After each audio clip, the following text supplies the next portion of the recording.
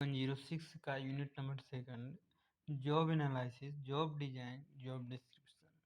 तो job analysis को हम लोग दो पार्ट में बांट दिए हैं कि जॉब को डिजाइन करना और जॉब को डिस्क्रिप्शन करना। जॉब का डिजाइन का मतलब क्या होता है कि जैसे उस जॉब को कैसे किस किस प्रोसेस से मतलब वो जॉब दिया जाएगा, है ना। और फिर जॉब डिस्क्रिप्शन का मतलब होता है जॉब के बारे में, है ना, जो कि मतलब उसका काम क्या रहेगा, आएगा तो उसकी क्वालिफिकेशन क्या रहेगी। और बट जो जॉब डिजाइन है मीन्स कि जैसे पहले हायर किया जाएगा, इंटरव्यू लिया जाएगा, मतलब ये सब उसमें शामिल होता है ना।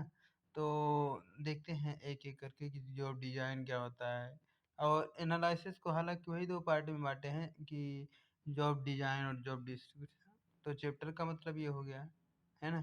अब इंट्रोडक्शन पार्ट में चलते हैं। कह रहा है HRM to attain the optimal utilization of the available human potential. So it's the important in the making the every employee understand their job and expectation from the job. कह रहा है कि जो मैन पावर होता है, HR manager जो होता है, वह उसकी यह लक्ष्य रहती है, उसकी यह एम रहती है कि जो जितने भी उसके पास ह्यूमन अवेलेबल हैं वह फुल पोटेंशियल के साथ अपना अपना यूटिलाइज करें, मतलब अपना एनर्जी के साथ वो काम करें।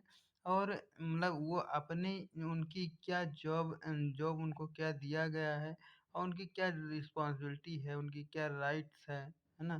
तो वे लोग अपना समझ करके फिर जिम्मेदारी अपना ना समझ करके फिर उन कामों को पूरी ईमानदारी से फुल एनर्जी से काम कर सकें। फिर कह रहा है this foster them to adopt to the work environment by adjusting to desire behaviour appropriately in the least time. कह रहा है कि जब एक एम्प्लॉय को पता होता है कि उसको क्या काम करना है तो उसको एक प्रकार का वर्क एनवायरनमेंट मिल जाता है, एक प्रकार का काम करने की मतलब माहौल मिल जाता है और वह जल्दी से एप्रोप्रिएट लीस्ट टाइम मीन्स कि वह कम से कम समय में वह उस जॉब को समझ करके फिर उसमें अपना एनर्जी देने लगता है। हालांकि जो नया एम्प्लॉय होता है उसके बारे में बात कर रहा है। कह रहा है job analysis is the good process of the determine essential characteristics that are the necessary employ in the performing the job effectively. कह रहा है कि जॉब एनालिसिस का मतलब क्या होता है कि जॉब एनालिसिस को अभी दो प्रकार से बांटेंगे हम लोग कि जॉब को डिस्क्रिप्शन लिखना और जॉब को डिजाइन करना, है ना। तो ये इस मतलब जो जॉब डिजाइन होती है यह एक प्रकार का प्रोसेस होता है। इसमें मतलब एम्प्लॉय की क्या कैरेक्टरिस्टिक्स होनी चाहिए, कैसे मतलब उसको मतलब अच्छे प्रकार से मतलब कैसे समझाया जाए या फिर कैसे हायर किया जाए कि वह पूरी एनर्जी के साथ मतलब उस टास्क को, उस काम को, उस जॉब को वह कर सके, है ना। A good job analysis can be the information to take the several important decision related to the human resource management। कह रहा है जो अगर आपकी जो रिटेल ऑर्गेनाइजेशन का एक अच्छा HR मैनेजर है तो वह इस इन प्रकार की इंफॉर्मेशन को जो जिसे जितने भी ह्यूमन रिसोर्स अवेलेबल हैं और या फिर जो भी आने वाले हैं उनको अच्छे तरीके से मैनेज करे। कह रहा है job design is next to job analysis. कह रहा है जॉब डिजाइन यानी कि जॉब कैसे कैसे मतलब उसकी क्या डिजाइनिंग है, डिजाइनिंग प्रोसेस है ना, तो उसको एनालाइज करता है। फिर कह रहा है जॉब डिजाइन इन्वॉल्व, अच्छा जॉब डिजाइन में कौन कौन सी चीज़ें इन्वॉल्व यानी शामिल होती हैं। तो पहला होता है कि उस टास्क में ऑर्गेनाइज मतलब उस टास्क को ऑर्गेनाइज करना और उसमें मतलब एम्प्लॉय को अटेम्प्ट करवाना यानी उसको उसकी मतलब बताना और उसकी ड्यूटी रिस्पॉन्सिबिलिटी क्या है ये भी बताना। मीन्स कि जैसे वो आएगा तो उसको क्या क्या काम करना पड़ेगा और वह कौन से पद पे आएगा, है ना, कौन सी पोजीशन पे आएगा। कह रहे हैं the you to achieve the objective. कह रहा है job design integral the work content and the qualification required for the job that meet the need employee and the organization। कह रहा है कि जॉब डिजाइन में ये भी चीज़ें शामिल होती है, ये भी चीज़ें संयुक्त रहती है, उसी में शामिल होती हैं। कोई उसके पास में उस जॉब को पाने के लिए कौन-कौन से क्वालिफ़िकेशन होना चाहिए, कौन-कौन सी स्किल होना चाहिए जो उस जॉब को मीट करा सके, उस जॉब की नीड को वह मीट करा सके, उससे मिल सके, उसको कर सके, उस पर परफ़ॉर्म कर सके। ये कह रहा है designing a job analysis leading to the preparation of the job description. कह रहा है अगर आप जॉब डिजाइन अच्छे से कर ले जा रहे हैं, जॉब डिजाइन अगर अच्छे से कर ले जा रहे हैं मतलब जैसे एम्प्लॉय को उसके स्किल नॉलेज और के हिसाब से मतलब उसकी ड्यूटी और रिस्पॉन्सिबिलिटी असाइन कर रहे हैं, तो यह किसमें आपको हेल्प करेगा? जॉब डिस्क्रिप्शन यानी जॉब के बारे में। अब जैसे अब पता है मतलब जैसे आपने उसको सिलेक्ट कर लिया, उसको ड्यूटीज़ रिस्पॉन्सिबिलिटी दे दिया, बट उसको क्या-क्या मतलब परफ़ॉर्म करना है, कैसे-कैसे परफ़ॉर्म करना है, ये होता मतलब क्या-क्या करना होगा, क्या-क्या नहीं करना होगा, उसके लिए रूल्स रेगुलेशन क्या है ना? तो ये सभी जॉब डिस्क्रिप्शन के बारे में कि जैसे मतलब 9 बजे आना है, इतने बजे जाना है, मतलब ये सब इसमें जॉब डिस्क्रिप्शन का मतलब कि जॉब के बारे में कुछ लिख दो, है ना? और जॉब डिज़ाइन का मतलब कि क्या उसको पाने के लिए क्या-क्या नीड होगी, है ना? और मतलब कौन-कौन से प्रोसेस होते हैं। फिर कह रहा with the increase the changes in the retail environment, new multi functional role are the emerging. HR manager role increasing one hand to invest the company resource। जैसे जैसे रिटेल इन्वायरमेंट रिटेल का माहौल मतलब चेंज होता जा रहा है, वैसे वैसे नई मल्टी फंक्शनल बहुत सारे काम आने लगे हैं, है ना? तो उन सभी पर काम को अच्छे से परफॉर्म करने के लिए उस तरह के एम्प्लॉय भी होना चाहिए। Can retain and the development employee, while the other hand the employee required to be the vouched for the being the retained in the organization next level of the career growth। कह रहा है कि जैसे कोई सा भी मतलब employ तब उस ऑर्गेनाइजेशन में रिटेन करेगा, तब उस ऑर्गेनाइजेशन में बना रहेगा, जब उसको उस प्रकार की वर्क एनवायरनमेंट मिलेगी, है ना? ये ऐसा नहीं कि मतलब कोई उसमें छेड़-छाड़ कर रहा है, जैसे लड़की है तो उसको बार-बार चिढ़ा रहे हैं या फिर काला है, कलूटा है या फिर जाति धर्म के नाम से मतलब एक प्रकार से अगर उसको अच्छे से माहौल मिल पा रहा है, उसको लग रहा है कि मेरी इसमें ग्रोथ अपॉर्च्युनिटी है, मेरे लिए यह बहुत फ़ायदेमंद है। तो मतलब यही सब होता है। उसको रिटेन करने के लिए। यार this require the careful assessment of the description and the job specification. इसलिए जो एक एचआर मैनेजर होता है बहुत ही केयरफुल होकर के बहुत ही सावधानी पूर्वक इसका असेसमेंट करता है। असेसमेंट का मतलब पूर्वानुमान करता है कि जॉब को डिस्क्रिप्शन कैसे लिखें, जॉब की स्पेसिफिकेशन क्या होगी, मतलब उस जॉब को पाने के लिए कौन-कौन सी चीज़ें को मतलब स्पेशली आपको वह कंपल्सरी है कि वो आना ही आना चाहिए। कह रहा बोथ द अंडरलाइन कह रहा ये दोनों के दोनों जो भी जॉब डिस्क्रिप्शन है, जॉब स्पेसिफिकेशन है, इसी के अनुसार आपको जॉब की रोल दिया जाएगा यानी कि उस पोजीशन दिया जाएगा, रिस्पॉन्सिबिलिटी मीन्स आपको क्या-क्या काम करना होगा और क्वालिफ़िकेशन मतलब कौन-कौन से प्रकार के क्वालिफ़िकेशन एकेडमिक प्रोग्राम आपने क्या-क्या किया है और मतलब और एक्स्ट्रा करिकुलम आपके अंदर क्या-क्या है। तो इन सभी चीज़ों को समझते हैं। तो फिर कह रहा है at the same time the way of the job of the design the significant influence of the employ on organisation. कह रहा है उसी मतलब दूसरे शब्दों में मतलब दूसरे अगले बातों में ये कह रहा है कि जो जॉब डिजाइन होता है यह भी बहुत ही इम्पोर्टेंट होता है।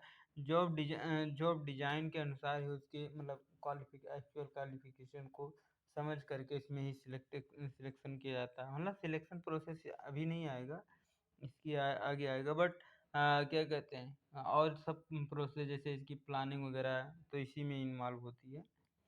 There is in this unit learn the concept and the significant method of the analysis। कह रहे हैं इन सभी चीज़ों में बहुत सारी चीज़ों की जैसे इसका कॉन्सेप्ट क्या है, सिग्निफिकेंस क्या है, कौन कौन से वे हैं, तरीके हैं, मेथड हैं।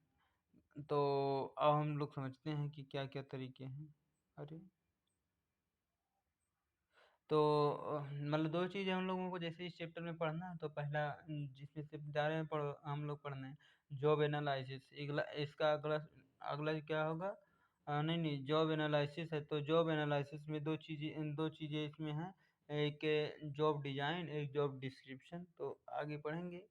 कह रहा है job analysis is the process determine the which the characteristic necessary to the satisfy the job performance and analyze the environmental condition in which the perform in the retail। कह रहा है कि जॉब एनालिसिस का मतलब ये होता है, इनमें उन सभी कैरेक्टरिस्टिक्स को मतलब बहुत ध्यान से डिटरमाइन किया जाता है, मतलब बहुत अच्छे से रिसर्च किया जाता है, एनालाइज किया जाता है, कि जिससे एक सही इन्वायरमेंट मिल सके काम करने के लिए, काम को परफॉर्म करने के लिए, है ना? फिर कह रहा है it analyse the work content of the job. कह रहा है यह एनालाइज करता है कि उस जो पार्टिकुलर जॉब में कौन कौन से कंटेंट है, यानी क्या क्या काम करना होगा, या फिर कौन कौन सी समस्याएं आ रही हैं, क्या क्या उसमें फायदा है, क्या क्या उसमें नुकसान है, ये सभी देखते हैं। Job content of work. फिर कह रहा है the process of the job analysis lead to development of the to. कह रहा है जो अभी यही सबसे इम्पोर्टेंट बात बता रहा है। कह रहा है जो जॉब एनालिसिस होता है ना, इसको दो कैटेगरी में आप बांट सकते हैं। पहला जिसमें से जॉब डिजाइन और जॉब स्पेसिफिकेशन, है ना, जॉब डिस्क्रिप्शन और जॉब स्पेसिफिकेशन। जॉब डिस्क्रिप्शन का मतलब क्या होता है? जॉब के बारे में कुछ लिख देना, है ना। और जॉब स्पेसिफिकेशन मीन्स कि जो उस जॉब को, उस रोल को, उस पोजीशन को पाने के लिए आपको कंपलसरी है कि वो चीज़ें तो आना ही आना चाहिए, है ना। Job description indicate the task and responsibility, job title, duties, work condition, occupation, hazardous from the part of the job where is the job। नहीं, नहीं, कह रहा है जो जॉब डिस्क्रिप्शन है, यह किस ओर इंडिकेट करता है कि उस जॉब की क्या टास्क है, क्या काम दिया जाएगा। डिस्क्रिप्शन वाली जॉब के बारे में लिखा मतलब है, तो उसके उसमें क्या कौन कौन सा आपको काम करना पड़ेगा, और आपके पास में कौन कौन सी रिस्पॉन्सिबिलिटी दी जाएगी, उसको कंपलसरी होगा करने। जॉब का टाइटल क्या है, यानी पोजीशन क्या है, आपकी ड्यूटीज क्या है, मतलब आपका आप नहीं, नहीं, मतलब आपकी सैलरी वगैरह कितना है, वेजेस कितना है, यही ड्यूटीज है।